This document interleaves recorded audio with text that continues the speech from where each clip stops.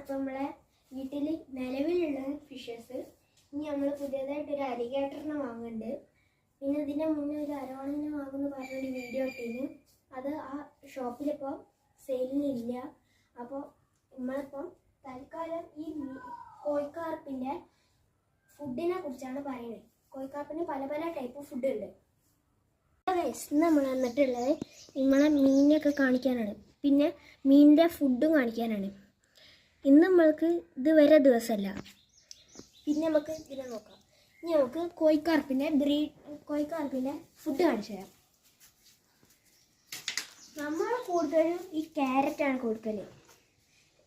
മീനിൻ്റെ വലുപ്പത്തിനനുസരിച്ചാണ് ക്യാരറ്റ് മുറിക്കേണ്ടത്.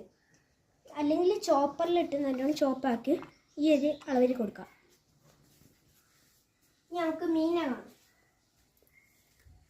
നമ്മളെ കയ്യിലിപ്പോൾ അത്യാവശ്യം നല്ല വലുതും ഉണ്ട് ചെറുതും ഉണ്ട്. അതുകൊണ്ട് നമ്മൾ ഏകദേശം ഒരു മീഡിയം സൈസിലാക്കിയിട്ടാണ് എടുത്തത്. നമ്മളിപ്പോൾ കുറച്ചിട്ട് കൊടുക്കുന്നുണ്ട്. വാട്ടർ ചേഞ്ച് ചെയ്തുകൊണ്ട് ഇവരിപ്പോൾ അത്രയ്ക്ക് ഫീഡ് എടുക്കില്ല.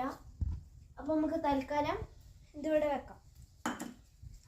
പിന്നെ നമ്മൾ കൊടുക്കല് ഈ പെല്ലറ്റ് ഫുഡാണ്. ഇത് ഭയങ്കര ചെറുതാണ്. ഞങ്ങൾ ഗ്രോവലിൻ്റെയാണ് കൊടുക്കാറ്.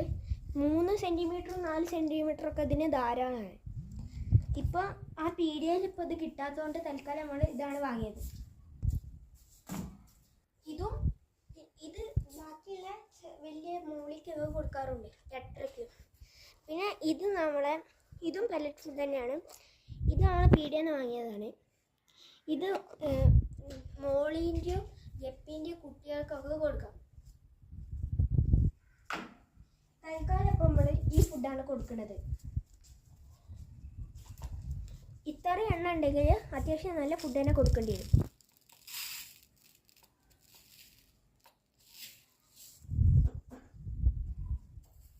നമ്മളിപ്പോൾ അത്രയ്ക്ക് കൊടുക്കണില്ല, ഇത്രയ്ക്ക് എടുത്തിട്ടുള്ളൂ.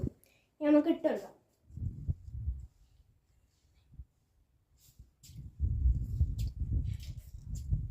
ഇട്ടെടുത്തിട്ടുണ്ട്. ഇതിപ്പോൾ വീഡിയോ എടുക്കുന്നതുകൊണ്ട് അതിപ്പോൾ അടുത്തേക്ക് വരാൻ ചെറിയ പേടിയുണ്ട്.